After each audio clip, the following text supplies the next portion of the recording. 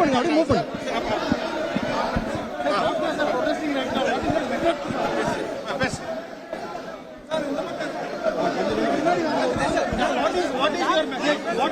நீங்க பேசிக்கிறீங்களா? அத What is your message to the doctors? Sir, what is your message to the doctors?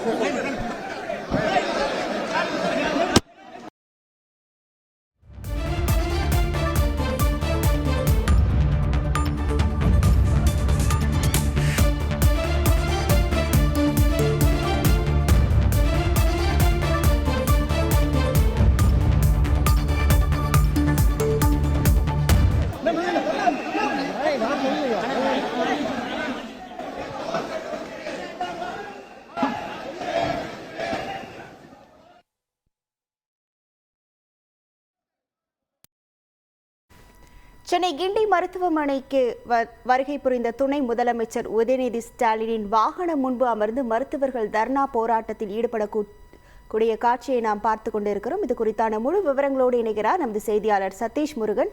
வணக்கம் சதீஷ் முருகன். போராட்டத்தில் ஈடுபட்டு இருக்கக்கூடிய மருத்துவர்களிடம் போலீசார் பேச்சுவார்த்தை நடத்தி கொண்டிருக்கக்கூடிய காட்சிகளையும் நம்மால் பார்க்க முடிகிறது. தற்போது அங்குள்ள கள நிலவரங்கள் என்னவாக உள்ளது சதீஷ் முருகன்?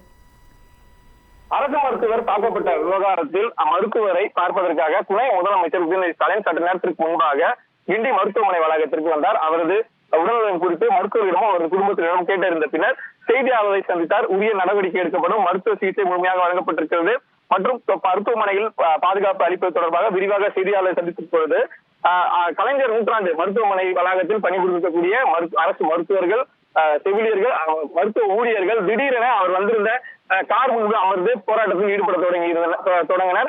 இதனை எதிர்பார்க்காத காவல்துறையினர் உடனடியாக துணை ஆணையர் தலைமையிலான போலீசார் ஆர்ப்பாட்டத்தில் ஈடுபட்ட தர்ணா போராட்டத்தில் ஈடுபட்ட மருத்துவர்களிடம் பேச்சுவார்த்தையில் ஈடுபட்டனர். எனினும் அவர்கள் தங்களுடைய கோரிக்கைகள் முழுமையாக நிறைவேறும் வரையில் போராட்டத்தை தொடர்ந்து தரையில் அமர்ந்து ஈடுபடுவோம் என தொடர்ந்து அவர்கள் வாக்குவாதத்தில் ஈடுபட்டிருந்தனர்.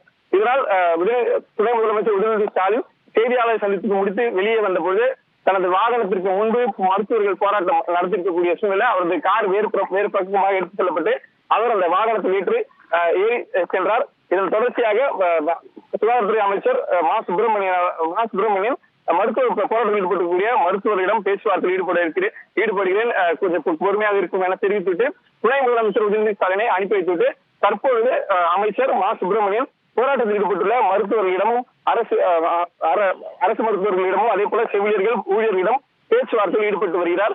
குற்றவாளி கைது செய்யப்பட்டிருக்கிறார். அவருக்கு உயரிய சிகிச்சை வழங்கப்பட்டு வருகிறது. கோரிக்கைகள் படிப்படியாக நிறைவேற்றப்படும்.